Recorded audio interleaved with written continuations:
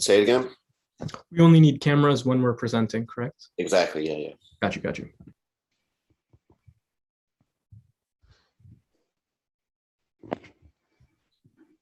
I'm getting a phone call. Live stream is live. Say it again. We are now live on YouTube. Welcome to the Spoken Word Missed Competition, Missed Nationals. We're going to get this thing kicked off. My name is Jonathan B. Tucker. I'm a poet. I'm going to be one of the judges here, and I also have Yusuf here with me as well, serving as a judge. Assalamualaikum, Yusuf Azuddin. I'll be judging as well. And yeah, first one up is OQPYB. Take it away. Assalamu alaikum. This poem is Social Media, the Death of My Youth. I will begin. When I was young, I had so many dreams. In my mind, there was so many things that I could be. That wasn't until there was more that I could see. I don't think you fully understand that I had social media before I was a teen. Ever since then, all I've known is jealousy because I don't have a Herculean physique. My genetics aren't elite. I don't have amazing feats. My mind isn't that of a prodigy. I was shaped by inadequacy. And I believed that if I tried, and I worked out like a freak, that I could get what I seeked. But I failed, and I know that my struggles aren't unique. So I scrolled through my phone, and what did I see? A girl, and thought, that's exactly what I need. One that could help me start a family. That would be a fantasy. My perfect story then turned into a tragedy. Because the only one for me had to leave. She had her own worries. She was self-conscious when she didn't have to be. I got off topic. Let me go back to the thing I need to read. Social media is like a mountain to climb. We all scroll through it with something to find. Friendship and communication, education, news of this great nation, fame and glorification, because we all want to matter. But that's harder than ever because everything is so big picture. We used to live in small towns where there are few to meet, and now we live in the world where we're now drops in the sea. And it's hard to revel in your own insignificancy. Because of that, people have insecurities, which they solve through likes and comments on IG.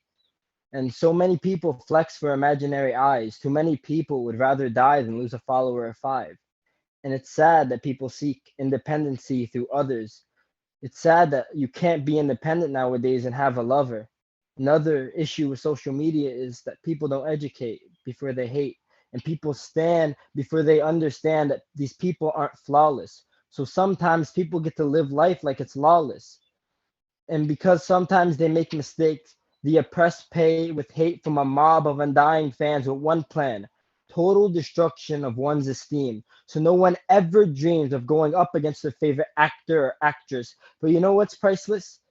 Those same people are just as extreme for the opposite. These hypocrites, as soon as anyone makes a mistake, they feel like they're right to take justice into their own hands. Like they're Batman, but there isn't a Joker in real life to be a bad man. And because everything is so fast and so mainstream, you have to act based on what you see. So headlines mean more than credible facts, because only one gets the crowd to react, because only one gets the crowd to act. And they are the executioner, judge, and jury. And they are in a hurry to punish everyone who has ever done anything remotely offensive. The defense of anyone with a claim must be enacted today. Okay, what I'm trying to say is that people don't value truth. And that's what our youth learn, that people get punished despite what they deserve. And it sucks. And it's effed up that these kids in schools or rumors spread like germs in a pool are going to lose respect that they've earned because of someone else's words, because of things other people have heard with no basis. And people are labeled racist because of things they said when they were 16, when they still didn't understand the grand scheme and they grew. But no matter what they do, it's too late. They can't apologize or they'll receive even more hate. What are you supposed to do when you're on the plank with a gun to your head? Try and take back what you said, or walk off and drop dead? And for anyone not paying attention, let me finish off with one final lesson. Value your body like it's one of a kind. Value your mind like it's the greatest of all time, and you will find that you love yourself more than anyone else. Assalamu alaikum.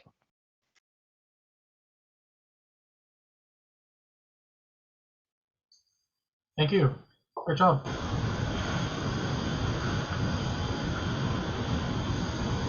So questions about the game?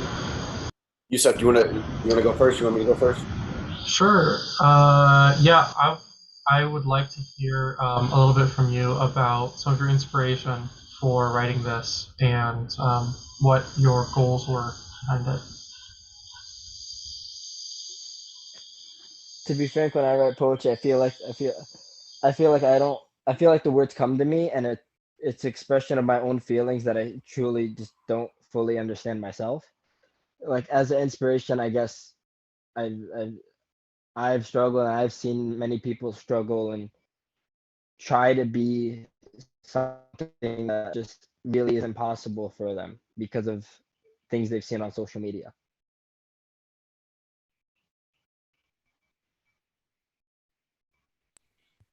Yeah, I liked it. I thought it was a good take on social media. You had a really good voice. The feeling was there in the piece.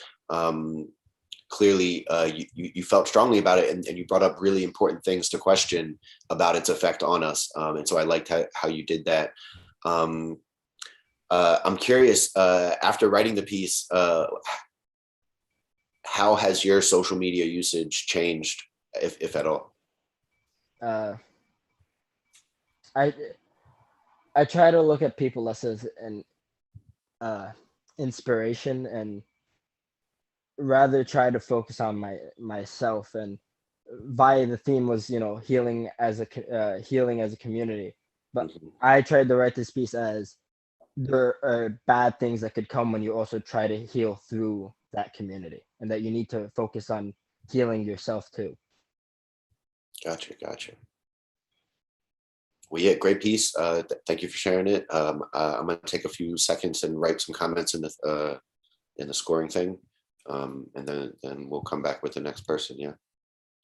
Yeah, I just wanted to add that you have a great cadence. You have a really good stage presence, and I know you had mentioned you weren't 100% prepared for, you weren't aware that you were going to be presenting today. So kudos to you for really stepping up into the role.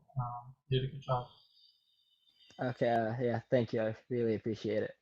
Feel like when I was younger, I really like my first poem I ever presented was like a poem called Stage Fright. I've really tried to work on the presence. Yeah, thanks.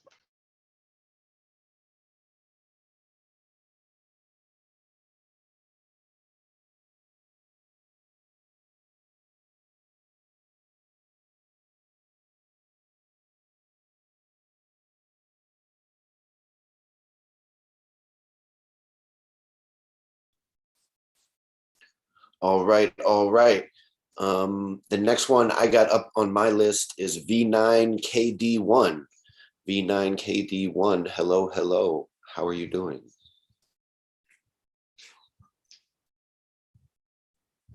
Assalamu alaikum. Hey everyone. I am B9KG1. Just give me a second to properly sit so that I can have this more.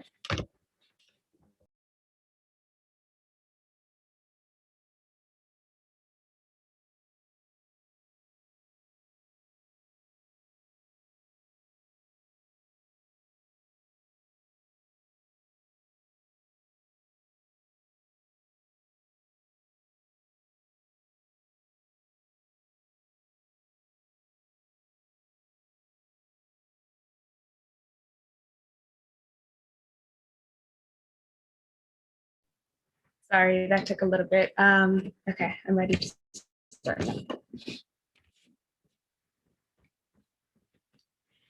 Dear people, my name is Community. I'm as old as time and I'm broken.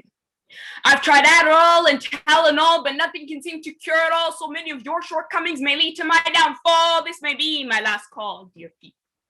Let the Uyghurs be free. Palestine isn't your enemy. The Syrians deserve a legacy. Yemen is forced to beggary. Ending their hunger should be a priority. Endless prayers for them in majority as we win Allah's authority, dear people. You are divided by school of thought. You're more concerned with Sunni or Shia instead of Muslim or not. When you're hurt, you no longer bleed red. Rather, you're affected by what's said. Wars on the vulnerable continue to spread. Many end up hurt or dead, though suffering of a long journey ahead, dear people. It is the mental health that is related to your rating. The news is constantly infuriating. The unprecedented disease is life dictating. It is said that with hardship comes ease, but how can you think that when your problems are bigger than the seven seas? Dear people, there are separations between the generations, replacing the basic foundations that built our nations. Boomers, millennials, Gen Z, there's nothing that they can agree. I heard that's what's been considered the T. To top it off, our world is filled with the figurative and literal disease. Racism and injustice is found at ease. Power-hungry leaders hold the keys to a society that is now weak in the knees. Arrogance is the new tease. Discrimination begins with a sneeze. Your people, you've broken me. Change and fix me. Yours truly, community. Dear community, we are people, we are as old as Ibn Adam. We are your healers. From these mistakes we take that. Yes, with hardship comes ease, but Allah never said it would be a breeze. We will unlock our problems with the following keys. Dear community, as we know, history has a way of repeating itself.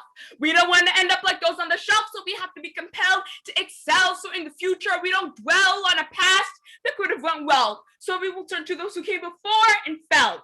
The older generation are experienced and wiser, so we won't turn away our best advisor. Some of their ways are corrupted. We just have to choose where they are interrupted.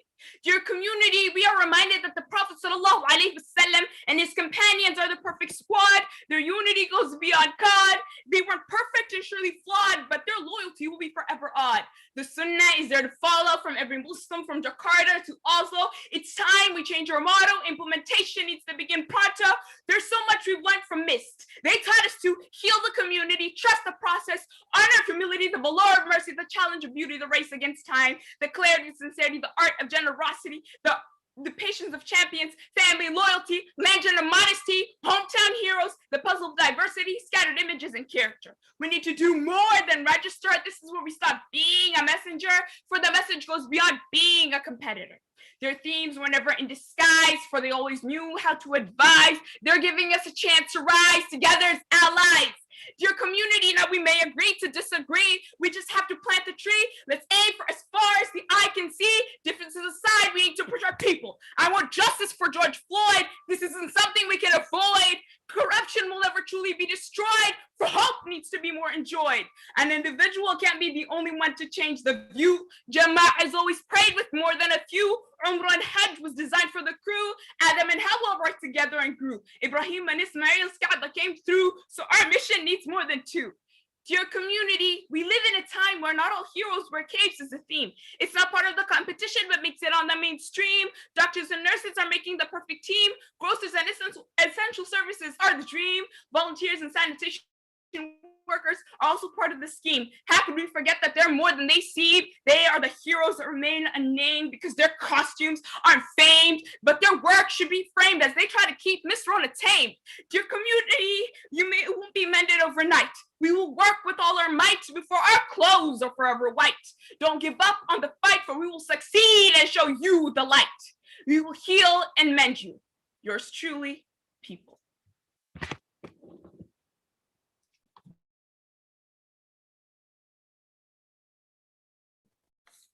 Hey, congratulations. Ooh, that was very powerful. That was awesome.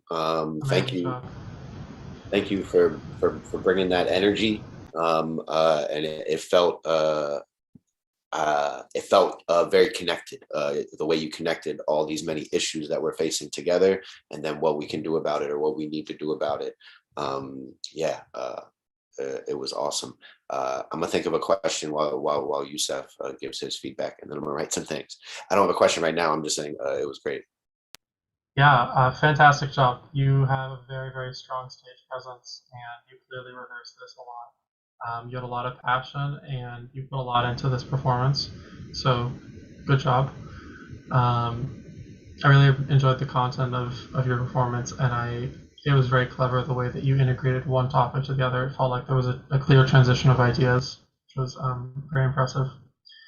The question I had for you was, this topic seems very personal to you, and it seems like something that is very, very personally motivated. What personally in your life has encouraged you to write this piece? How have the events of the last year impacted and perhaps change the way you view certain things that you discussed in this piece?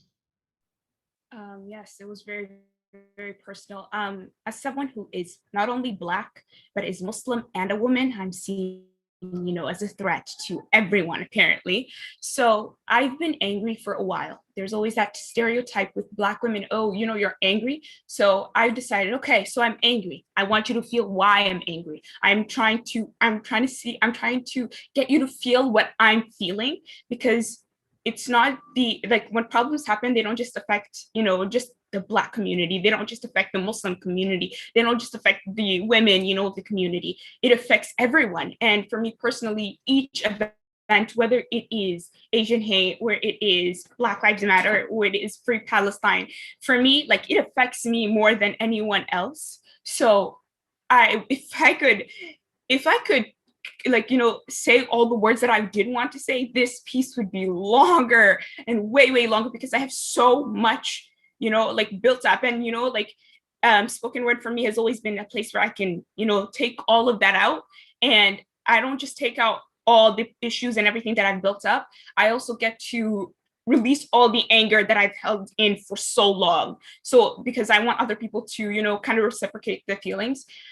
So for me, it wasn't inspired by one issue. I had to practice this 10 times. And each time I would do the original piece, it would be 10 minutes long, 20 minutes long. And I've never done something so passionate in my life. So for me, to realize that I had so much built up, it took a lot to cut out so many important parts to this piece. So I guess all the problems of the world, I just wanted to give them light of way. I tried to keep the problems as much as I could, really short for the first part. And then I tried to keep the solutions longer because, as much as we can, yes, we do have problems, we do have issues, but now we need to work towards those solutions and, try to find those solutions. Fantastic. Thank you. Very nicely said. I'm curious, where else in addition to Mist do you take these poems, or do you do spoken word, or do you do other things? Have you performed this in other places, venues, online or otherwise? No. Okay. I did perform at one spoken word slam, and it was poetry slam a while ago, but I've never done it since. I've only done it for Mist, and Mist has given me that opportunity and that platform to express myself. So I take full advantage of it. And for me, it's even part of the spoken word where I do highlight all the past themes that they've done. It was kind of my appreciation for them for giving me that voice and that platform and opportunity.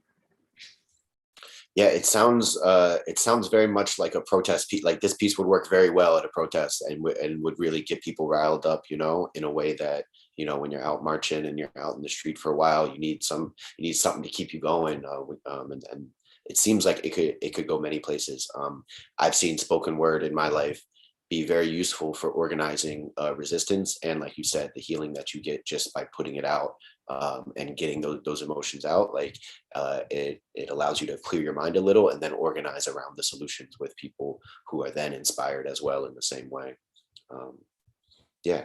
Anything else you would like to say? Yes.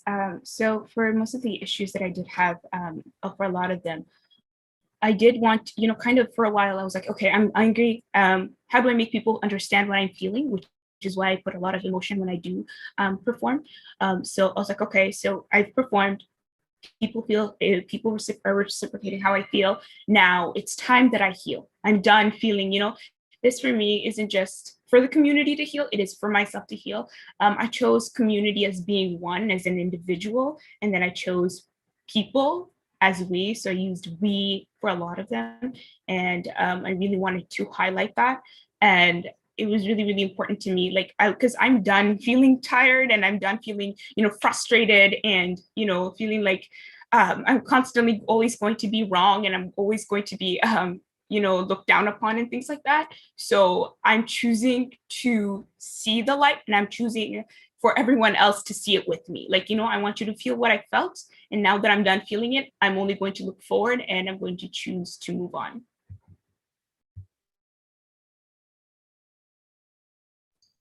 Thank you so much. I want to take a few minutes to take some notes and score, and then we'll start on the next one.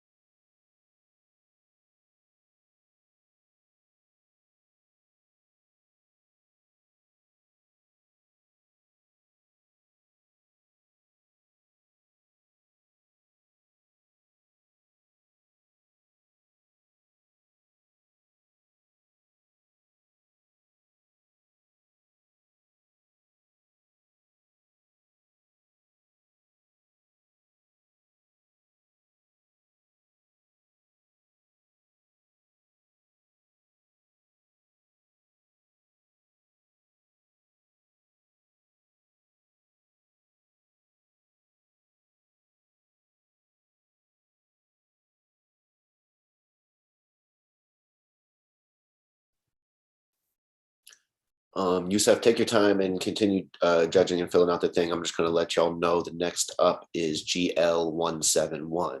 So GL171 will be our next spoken word competitor. But we'll wait a few seconds. We'll wait a few seconds for Yusef to come back. All right, I'm ready when you are. Boom, bam, we ready to go. All right. It is your turn. Take it away. Assalamu alaikum, and thank you for this opportunity. This is the starting line. Darkness. So many complications, variations, combinations, and permutations of darkness. Its invasion of your mind can be quiet as a cat crawling calmly in the cold, pouncing so quickly that time freezes over, but only for you. And then the wrecking ball hits. Sometimes it just worms into your life, squirms into the tiniest of crevices, slowly corroding you like a disease, like a fungus. Sometimes it comes like a raging storm, striking, crashing, thundering, tsunamis coming with waves crashing, earthquakes trembling, smashing, tornadoes taking, thieving, everything, destroying all which you hold dear. Boom! Your world just fell apart, alone. And the aftermath left you torn, scarred, scared. It doesn't matter how it happened. Nothing matters. Nothing matters. No. What do you feel?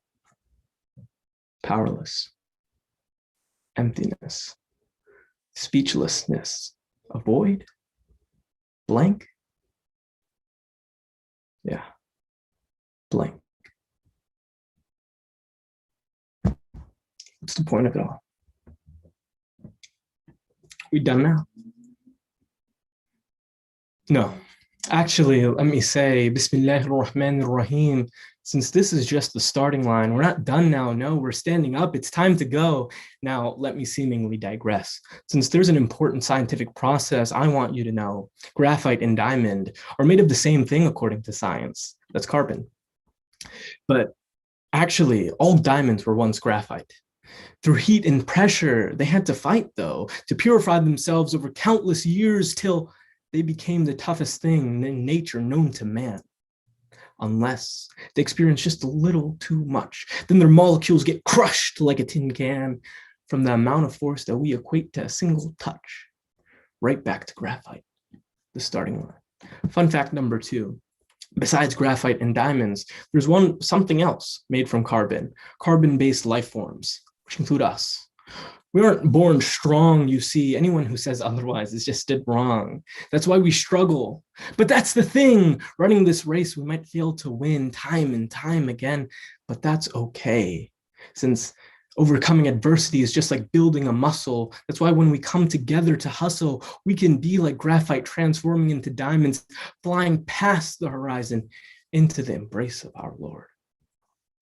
Fun fact number 3, we're pack animals. You literally can't disagree. We don't have any biological advantages, which help 95% of carnivores live and hunt individually. Take away one of the most integral aspects of us, our communities, and there is one result: abject misery. You see, darkness comes in many forms, whispers in our ears, convinces us that we're torn and will be forever left forlorn.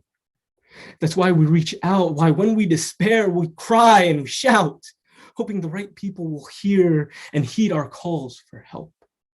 That's why we recite, say I seek refuge in the Lord of the Dawn, Surah Al-Falaq, Qul a'udhu bi Rabbil Falaq, because that is who will bring our respite after every long night. We're like feathers. Separated, the wind would blow us away, but connected together, the wind only makes us soar. Tragedy, evil, despair. We've all faced these things down, but when we feel alone, we become prey, primed for the picking of predators who are built to pick off the weak.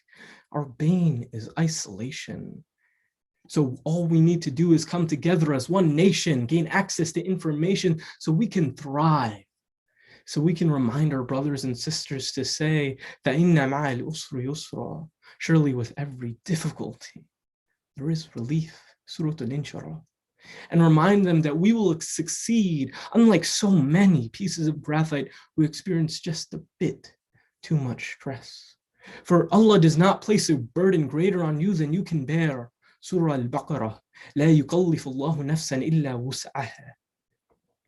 So if you feel blank, empty, if the trials and tribulations have left you scarred and scared, don't despair, try to remember, as Patrick Henry said, let us trust God, for united we stand, divided we fall, and find your brothers and sisters, after all, you're just at the starting line.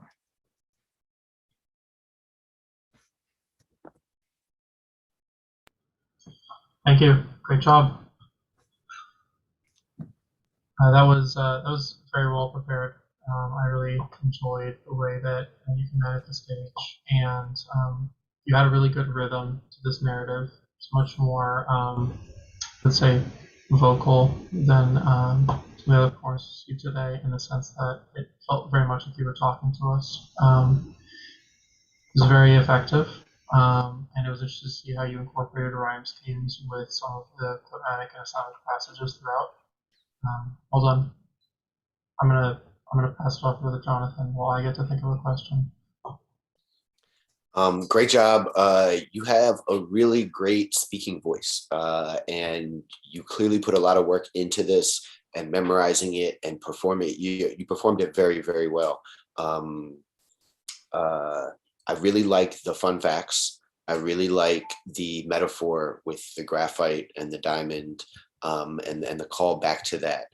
It was I wrote in my notes, you'll see later, but you created this emotional arc with your voice and the passion that you were giving, and then the fun facts kind of lightened it up a bit, and then you brought us back to the passion again. And I thought that was a really good use of spoken word. Like, yeah, it was really good use of spoken word. What question to ask about this? Is there any background that someone listening to this piece should know, whether about you or the poem or the things you're talking about? Is there any like background information that would help us contextualize or understand the piece?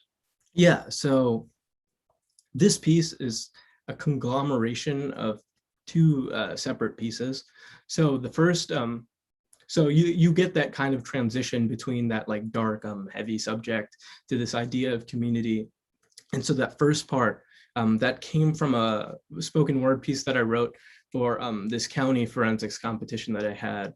And it was about like depression, mental health, and all of those things, and how that so easily is able to affect so many of us, how it affects us in so many different ways. And so and then you have that transition over into community. And the reason why I kept that piece is because, well, over COVID, you've seen such a dramatic rise in these problems. And you've also seen a much more transparency in the fact that just in general, like through social media and everything like that, and the news, you're seeing a lot more people come out about their struggles, right? Recently, you had like an Olympian who, for the first time, an Olympian said, "I'm not coming to the conference because I have to take care of myself." And so that was the inspiration from it, and it came from me and the struggles that me and my friends have had. And so that it was like this idea of like, you have depression, like a lot of people have depression and suicidal ideation and all these things. And the reason why it weaves into why I brought it to MIST is because, so Omar Sharif, in my first year of MIST Nationals, he was a speaker there. And he was a huge inspiration for this piece in general. And he spoke openly about his struggles with mental health and all the problems that he had and how he overcame those over the long years that it took.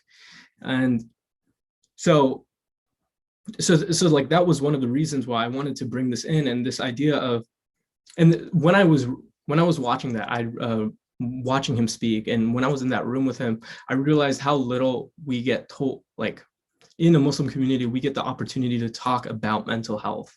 A lot of the time, I found it to be very common for like parents to like disregard it sort of in the community and say like, oh, that's not possible, right? Like you don't get depressed, things like that. And this idea, and then I've seen like people speak outside of the community saying like, oh, the Quran doesn't have anything that is about getting through this adversity, that God cares about you, that God will help you overcome this. And so I brought that all together. I tried bringing that all together, really, and this idea that in the Quran there are these ayahs that give us solace, that we can find solace in, and this idea that you can find solace through religion and community from all of these hardships, immense hardships that we all face. So that was like really the backing of this. So yeah.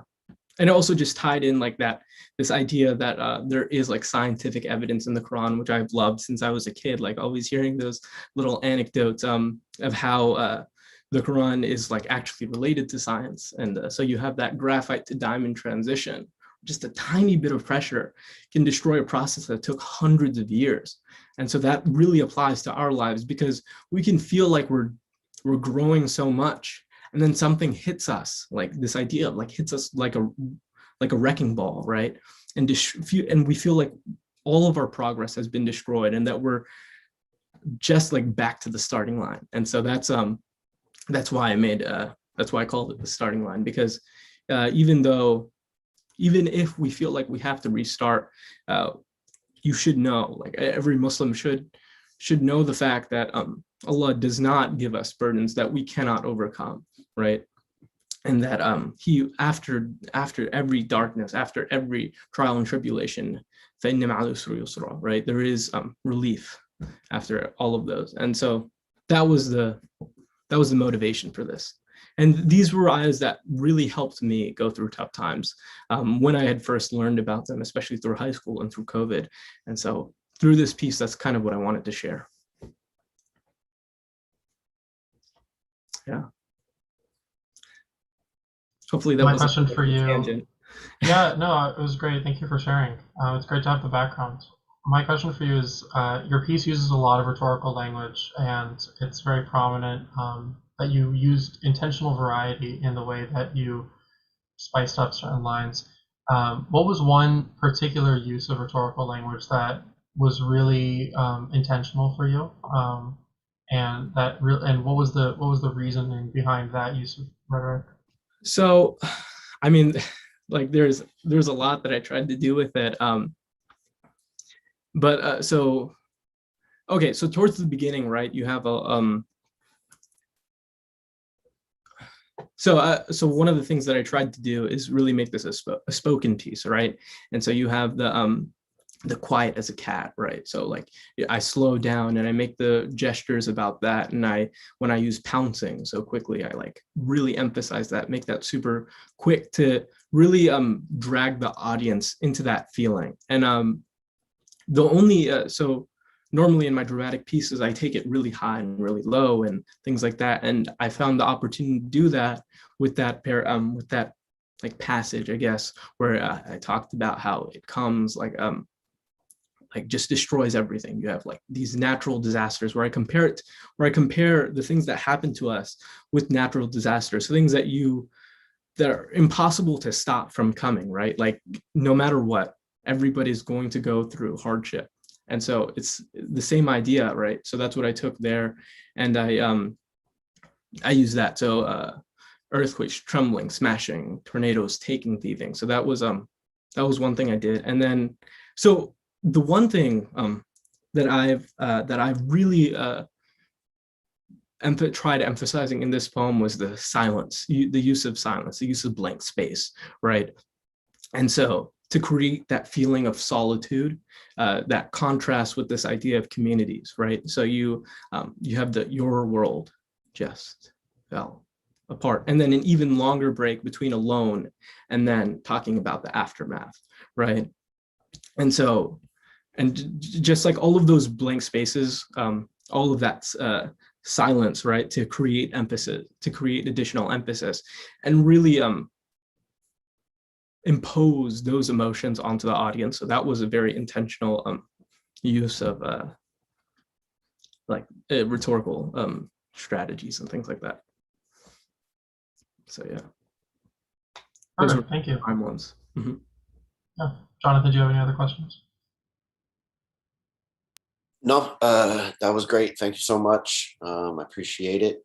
And so yeah, well, just really quickly, sorry. And one more that I really drew a lot of the piece on, that was the foundation for all those fun facts, was this the metaphor that Jonathan was pointing out, from graphite to diamond in comparison to humans, which are carbon, right? Carbon-based life forms.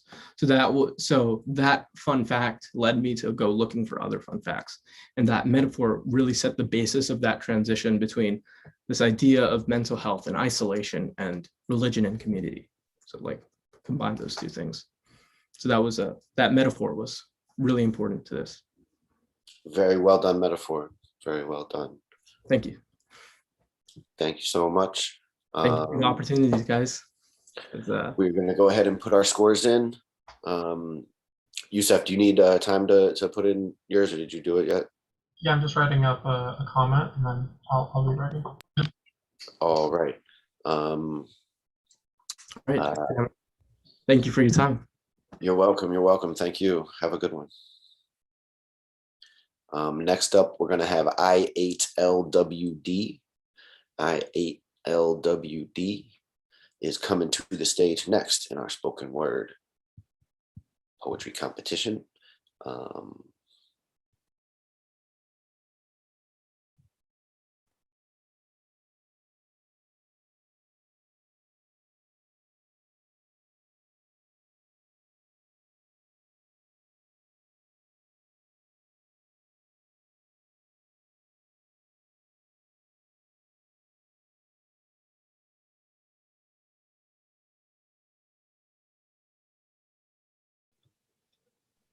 Hello, hello.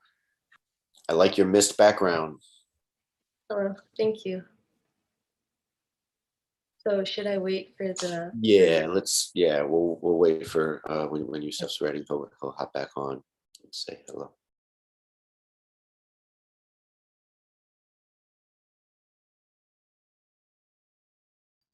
All right, let's do this. All right, yeah, take it away. Okay, thank you all so much for having me here today. My piece is called Perception, so I'm just gonna start now. A camper sees a fire off in the distance. She walks towards it, but realizes it's isolated. Looking around, she finds no one to give her assistance. She's cold, her scarf wrapped around her like a blanket. She wobbled on her two legs uncontrolled, knowing that fear may be her last emotion. She lets herself down onto the ground and turns her head to watch the flames dance in a synchronous motion. The only question that plagues her mind is, why has God done this to me? Why was I chosen? I never wanted to be the nominee. Why am I shivering? I thought safety was a guarantee. Why have I fallen? I'm not the nut of a mighty oak tree. Why? Why was I chosen? Is this God's divine decree? She closes her eyes, but doesn't take the time to realize that there's always flame before the debris, that fire begins with a bold orange voice and fades with a light honey whisper, that before the heat there is cold, that before the blaze there is wood, that the light of fire can engulf the darkness, a spectacle of its prowess. She opens her eyes as though she's in protest. But can't the darkness engulf the light? For a fire only burns as long as it breathes, and water can easily bring it to its knees. So why do you insist on keeping me awake? Your words, they hold no weight. She closes her eyes. But doesn't she see? The fire is burning like a raging sea on a day where the weather doesn't surpass 23 degrees. You see, it's your perception. Let me define that for those of you who believe in its misconception. Perception is the identification and interpretation of sensory information. It's the understanding of the events in our lives, yet it becomes the cognition affecting our ability to thrive. We are human beings, and I say that with reason. We have the capacity to create and innovate our way out of any predicament we may face. The only thing stopping the human race is the way we look at the fire. We can choose to be fixated on the cold and the shadows, but we can also at least try to pursue the warmth and the light. Isn't that why our merciful Lord has confronted us with this plight? For us to grow as a people, as a community, and see misinformation for what it is, to see racism for what it is, to see justice for what it is. Allah subhanahu wa ta'ala himself says in Surah Al-Baqarah, and we will surely test you with something of fear and hunger and a loss of wealth and lives and fruits. But give good tidings to the patient who, when disaster strikes them, say, indeed we belong to Allah, and indeed to Him we will return. Indeed we belong to Allah, and indeed to Him we will return.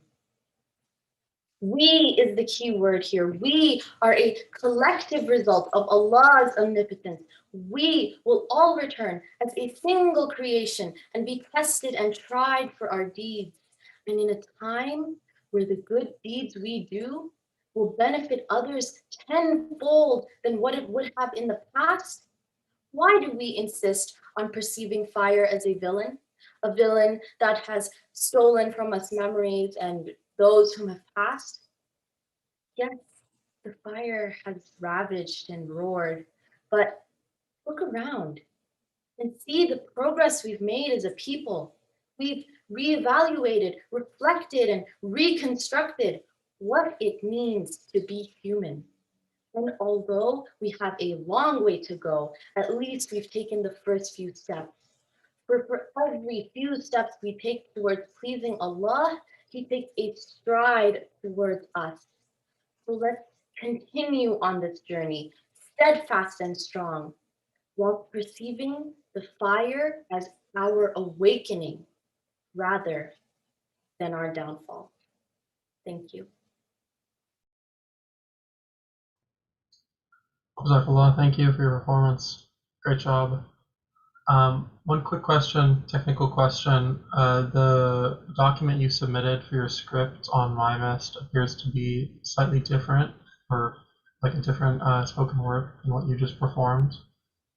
Oh, Do you have the do you have the text of this performance that you performed that you could share with us? yeah, okay. Should I put You don't the need to do it right now. Just after this interview, if you could go through and on MyMist upload that so we can check through that, that would be great. Awesome. Great job with your performance. You had a really good stage presence, and you took us on a journey. I really appreciated that. Good use of tonal contrast to emphasize your ideas. I need to think of a question, so I'm going to let Jonathan try. I agree with the stage presence. I noted really good stage presence. You felt very comfortable and welcoming voice. The storytelling was well done. I like the extended metaphor of the fire, the flame. My question for you, I'm going to go with the same. Is there any background information or context that would help a listener or viewer understand the piece deeper, or anything you want to tell us by way of background information about it or you, or yeah. Okay, so I don't think anyone really needs any background information since we've all been going through COVID, and this is kind of an experience that everyone has felt across the globe. So no, not really any background information, but I guess they would have to know that the author, who is me, has like experienced losses and has felt, the weight of COVID-19 on their lives. So I feel that that would help in understanding the piece even more and why I used fire to symbolize this state of time we are in. Yeah. My follow up is, how does performing specifically this piece make you feel? Like, how did you feel while you're performing it? I'm sure you probably practiced it a bunch of times. How does it feel to do it? Well, okay, when I start out, it feels good. It feels like I have the adrenaline and I have everything start off. And then I start reading the words, and you start feeling the weight of each and everything, all the people you've lost, all the memories you've lost, and those things really just start weighing you down. Um, so to push through that and continue with the piece, continue to the end and see the solution and see that we can still make the best of this, that we can still use this to our advantage, that our generation can be the people who in history books, they'll read that, oh, they had COVID-19, but look at how much they did with that time. So just while I'm reading it, I have to keep telling myself that it's going to get better. So. Great. So my question for you is, one of the things that I love the most about performance is you had a great use of dichotomies. You presented like a yin yang type of argument when it came to a lot of different concepts. That form of comparison kind of carried throughout your performance, and I was wondering if there was any intentionality behind that. Was there direct influence that you had on that decision? So it's funny that you mentioned yin and yang, because last year the cake that I did for Mist, it was basically around that as well. So yes, definitely there has been inspiration on that, and I think that that would just be my family, and the way that we see things is, well, it kind of embodies the yin and yang concept that you were talking about. So they would be my inspiration for this piece. Awesome. Jonathan, did you have anything else to share? I do not have anything else. Thank you very much. Is there anything else that you would like to tell us? No. So thank you so much for the opportunity to do this, and assalamu alaikum. Thank you. Thank you. Welcome. We will go get our judging on quickly, and then we will come back for the next competitor.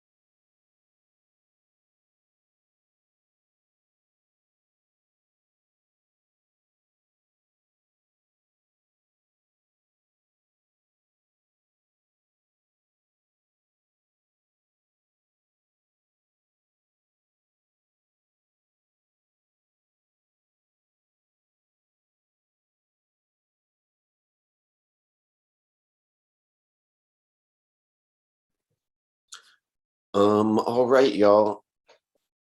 I'm trying to look for who's up next. And those that I see in the room, I don't think are on the list. So that presents a slight challenge. Let's see who we have left. I see So T7. T5 isn't here. Yeah. O5 isn't here. Oh, NP is here. It's the second half the ID. T7MS too. I see. Okay. I think that's our last competitor, right? I believe so. The IEU. I don't have that person on the list. Did they? 18LWD is also here. Those are that one hasn't gone yet. I see two different. I see. Okay. Gotcha. T7MS2. Are you ready to go? Yes, inshallah. Assalamu alaikum. I'm sorry.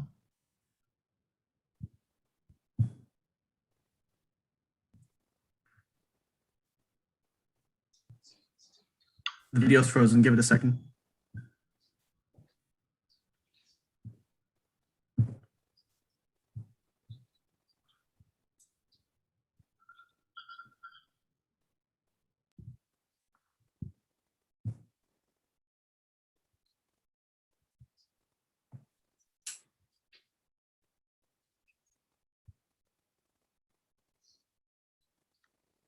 There we go. Okay.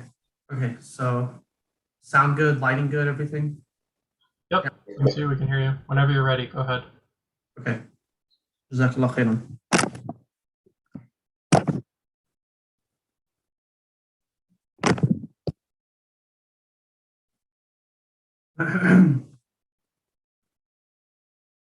These are challenging times. What an understatement. Everywhere we turn, we find indifferent societies that change impossibly fast. They tell us our rituals are old, our values are outdated, and our time to matter has passed. Except when the news comes on, 10 more people shot, and their killer has a black beard and his name is in that language I can't pronounce, like a few others that flew a plane into a tower. And a few represent all, right? A few represent nearly 2 billion peaceful, normal people. A few represent all the youth trying to find their way back to their deen in the pitch black chaos of nations drowning themselves in sin. A few represent the masses in Burma, Uyghur, and Palestine who are forced to choose between keeping their lives or their homes. A few represent the man who, on the 30th day of May 2020, woke up, along with perpetrators and witnesses, all of whom had no idea what was to befall them that day in a country that used to be his. A bullet shot out of a gun wielded by a poisoned, angry, scared mind burrowed its way into the chest of a Muslim man who only wanted to live a long life and serve Allah. It's true. We're in the deep end. And I know that I, for one, am not a trained swimmer. And it's even worse because sorrow, anger, and loss fester in these filthy waters. They penetrate your pores and drown your organs. And deep beneath the surface lurk beasts of temptation, waiting to devour you. I know that when I'm underwater like that, it's easy to feel lost, confused, helpless, and breathless. And I feel that way more than I'd like to admit. But I also know that no matter how hard it might be to see, the light of Allah surrounds me, just as it surrounds us all. And with that, I somehow manage to find something within me, somehow bring one last ounce of strength from my dry, depleted reserves, and I find a way out. And I think to myself, I won't make that mistake again. Sometimes I do shortly after. There might be almost nothing that feels worse than being stuck inside cages of painful pasts, uncertain futures, and a troubled present. And when I'm there in that cage, it's like I can see a whole lifetime of pain and feel it and watch my heart be broken over and over amalgamations of devils and demons and despair thorning my sides and whispering in my ear. If this sounds familiar, if my story sounds a lot like yours, then you may feel like the loneliest, lonesome thing in the world. But there are beautiful, radiating, helping hands all around you, waiting for you to reach out. The hands of family, neighbors, classmates, soulmates, Muslim brothers and sisters, Allah's teachings, Allah's assistance. We can all pitch in to help make things better, make things right. And all we need to do is reach out and come together. Black, white, Arab, Desi, African, Latino, Sunni, Shia, every conceivable culture, ethnicity, and skin color, all are welcome in the circle of La ilaha illallah. And all can make a choice to be free from the shackles of grudges and hate and past mistakes. We can, we must, and we will find our way. Jazakallah khairan. Thank you. Thank you. Great job. All right. I really liked your piece. Should start there. You had really good. It was very clear that you rehearsed this a lot. You have good presence, and I think it was important that you implemented a lot of hand gestures and really used your whole body in this performance to help contribute to the overall story you were telling. I think the message was poignant and timely, and that was definitely impactful. The question I had for you is a similar question that we've been asking a lot of people, which is, what was your motivation behind this piece, particularly since this is a piece that I feel resonates with a lot of people? How does it particularly connect to your life? Wait, can you say that again? My sound cut out for a second. I didn't hear like the last half of the question. No worries. Specifically, since this is a piece that I feel resonates with a lot of people, how specifically does this piece resonate with you? Oh, a lot, definitely. I mean, because like I said, a lot of this is sort of how I feel in a lot of moments, because whenever you really think about it, right? Like this time that we live in and the way that we live our lives is so overwhelming. Like we have, injustices happening left and right, and all this horrible stuff that you hear on the news, like horrible things that you can't even believe people have it in them to do. And then on top of that, like you have to not only fight for your people, you have to fight every day to feed your family at your job or at school or whatever it is. So it just becomes hard to focus on any one thing, and you just kind of feel like you're just, I guess, what's the word that I'm looking for? Drifting. You're just like drifting, and you're kind of underwater, and you feel like suffocated by all of this stuff. So I kind of wrote this whenever I was thinking about that. And I was thinking, well, okay, at some point, I have to find a way to move forward, no matter what, because otherwise I'm not going to live like this forever. I can't feel this stuff forever. I can't deal with it 24/7. So I have to just kind of try to take things in stride, take my life one step at a time, focus on whatever needs focusing on in the moment, things like that. Nice. Thank you Awesome. for that. Thank you. Thank you guys. I have a question. If you could perform this piece in front of anybody, who would you want to perform it in front of? I would just want to perform it in front of the youth, because I feel like there's a lot of pressure on the youth these days, particularly teenagers. Not to toot my own horn or anything, but the sort of stress of trying to do well in high school or college, get a good GPA, and have extracurriculars and all of these other things. Like you're pressured to be this amazingly successful individual, or to aspire to that on top of all of the personal struggles you face in your life, grappling with various emotions and occurrences that happen in your life, like COVID, my mom has a couple of friends who lost, very close relatives, their parents, and that sort of thing.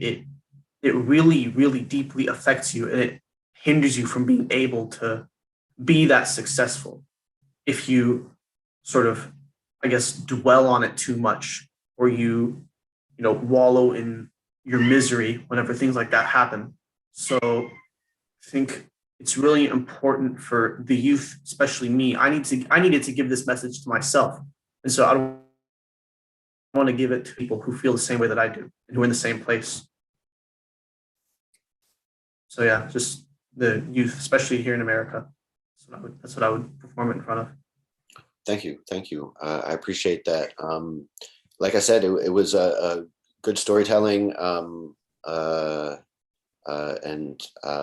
Yeah, is there anything else that you would like to tell us about the piece, or anything more?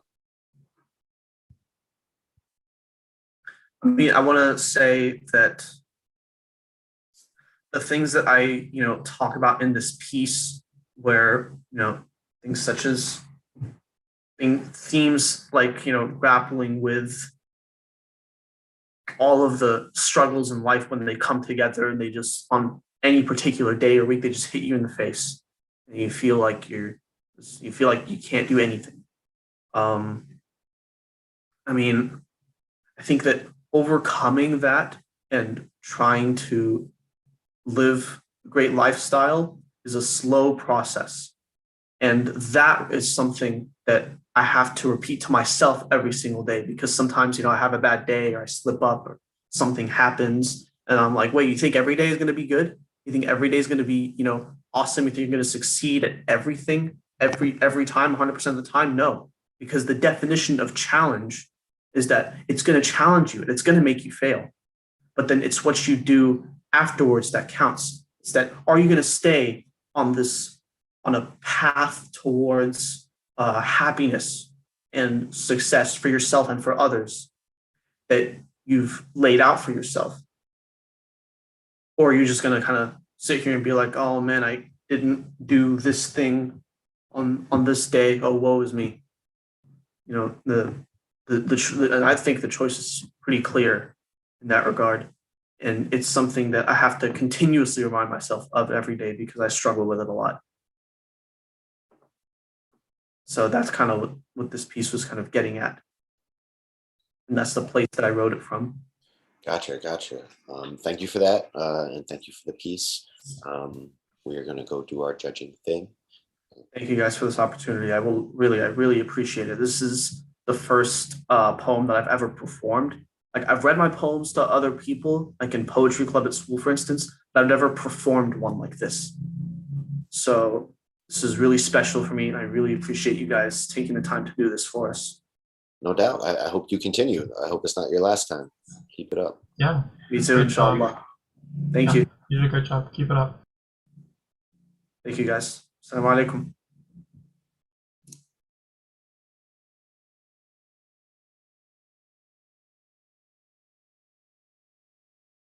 He was the last person, right? No, we have one more left. 788, you're going to be up next. Okay. Because I sent something to the other judge. So, yeah.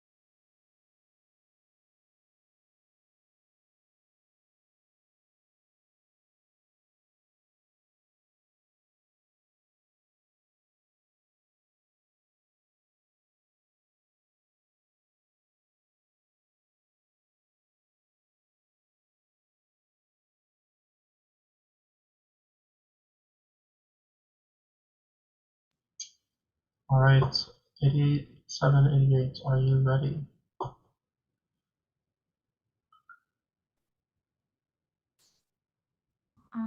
Yeah, can you hear me okay? I can hear you. Yep. Whenever you're ready. Okay. I tapped through my Instagram stories, a reshared post pleading for us not to forget the genocide in China, a Korean singer's TikTok, people being thrown out of their homes in Palestine, a call to action to help the COVID crisis in India, a classmate attending a protest, protesters being killed in Colombia, a post explaining the drought in Mexico, a Mexican influencer shares her hair care routine, a mental health reminder telling me to be nice to myself. Another Indigenous woman has gone missing, and I only see this post once. Another 4 people reshare posts about Palestine, a different K-pop idol. Just a picture this time, a Black girl younger than him was murdered the other day, and they asked that we say her name. I don't want to fall into the ever-tightening thoughts, the ones about how she could have been someone I know and love it. Already feels so personal, I've already cried enough. Many people have shared this post. I see her face over and over and over again. The next week she is gone from my feed, but not from my head. What route do I want to take? What should I reshare? Would I like to take part in this activism affair as time goes on, feeling more like a performance to repost and pretend to care about what I haven't been able to think about fully, to truly and properly understand the words not registering to me, slipping through my memory like sand? It scares me being desensitized to worldwide tragedies. It is scary to realize when something hits home and hurts, it should always hurt to hear about death, but sometimes it doesn't. I try to put myself in the shoes of those who are hurt in an attempt to empathize, but I am so empty. I do not know if there's any part of me left I can give to them. It feels terrible to be given someone's half attention, half of their care, their love. You're reminded you are not worth their full time, like a half paint job, the job done, but only going one layer, not being afforded more depth. It is not that I don't care, I just don't know how anymore. This app exposes me to all the bad things while continuously giving me an illusion, a never-ending show to keep me from becoming too invested, even when it is my people suffering. Me being far away from the epicenter only feels the meager waves removed from the eye of the storm, but feeling a strong wind enough to knock me over. Or maybe I am just weak from being protected by this bubble, sheltering me from any real pain. My privilege is a large boat in the ocean of pain, kept salty by the tears of the innocent. My boat allows me to jump off deck or stick my head in the water if I please, but I can choose not to. Occasionally I will fall out, but the boat will be here to rescue me. I indulge in the bliss of distraction I can have, the boat of privilege holding me up and through the storm of hurt and injustice. I wonder if I am sailing in the right direction. I scroll through the ever-present illusion. No feelings go deeper than the surface in this shallow generation, moving on from one thing to another, so easily yet drowning in the responsibility we have to fix the mistakes of the past and create a world we want to live in. But we cannot have a world without a sea, just as we cannot have a life without pain. I tap through my Instagram stories. A post about climate change, one about a political scandal, a new policy causing uproar. An influencer posted a picture of their dog, Greta Thunberg, rallying for change. A K-pop fan cam of my favorite song, youth organizing a protest for Palestine, more blood and gore. On a post about a school being bombed in Afghanistan, I swipe away. I stand on deck, afraid to jump into the ocean, staying afloat through distractions from pain, trying at a vain attempt at happiness in this shipwreck of a world. Thank you.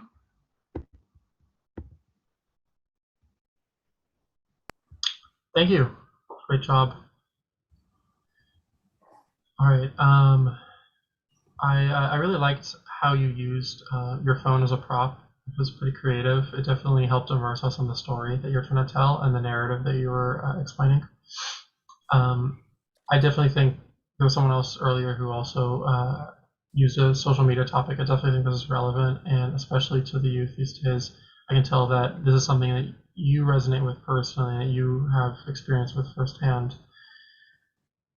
One of the questions I have for you, because I can tell this is something that's personal, is was there something specific that an event, a culminating point that sparked the inspiration for this piece, or was this just a gradual thing? I feel like there was definitely a buildup. Like, I feel like my breaking point, you could say, was when a lot of people started raising awareness about the situation in Palestine. And I feel like that kind of, seeing that over and over again, especially kind of the people I follow feel very passionately about it.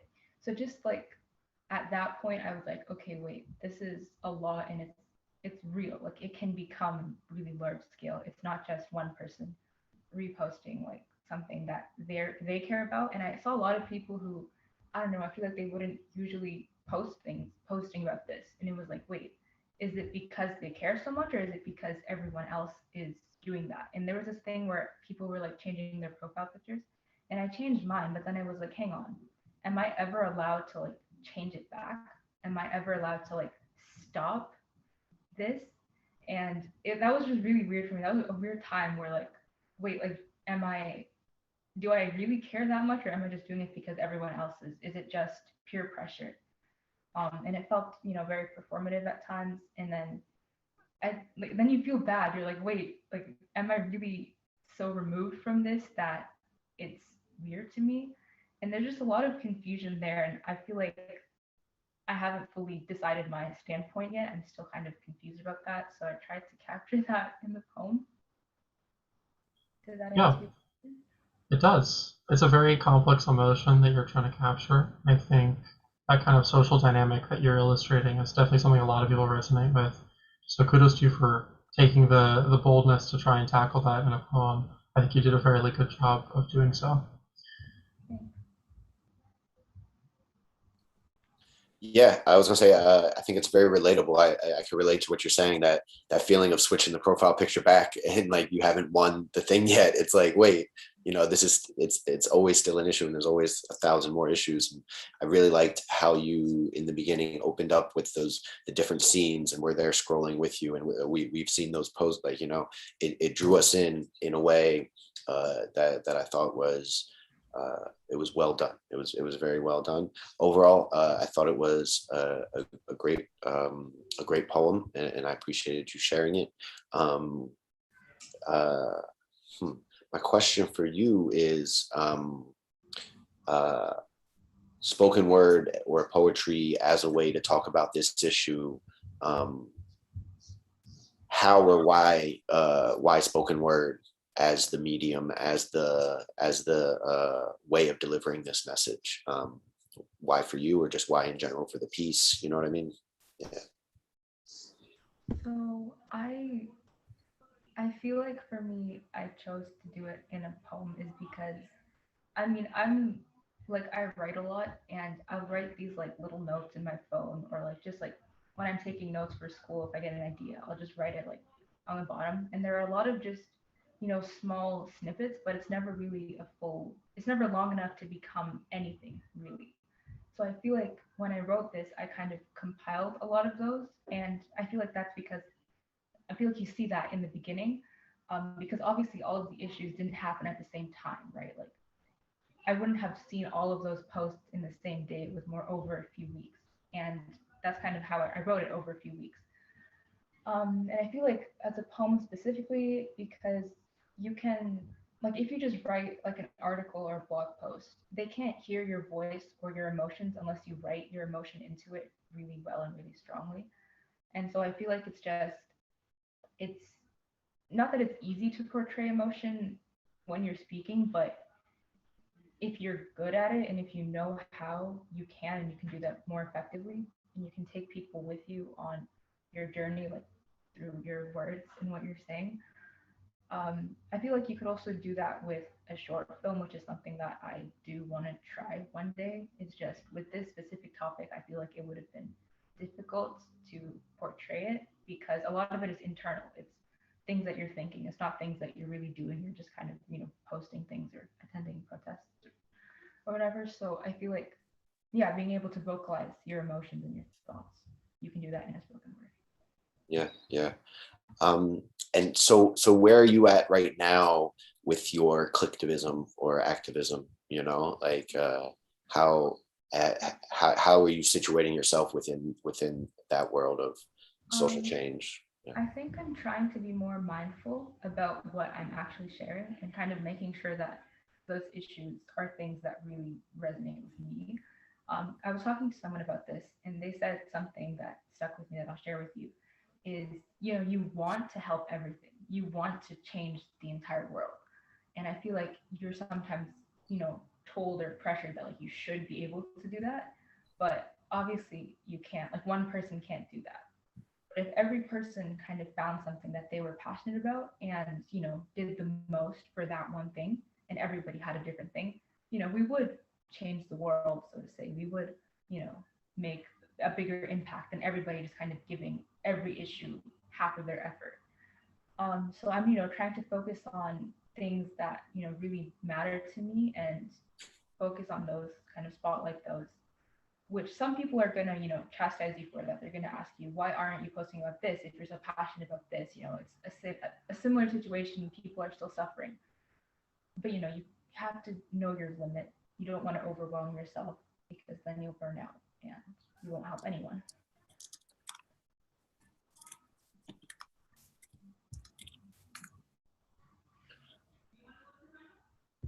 That was great. Thank you so much. I think we're ready to do the judging. Yeah, thank you very much. Okay. No, thank you. Bye.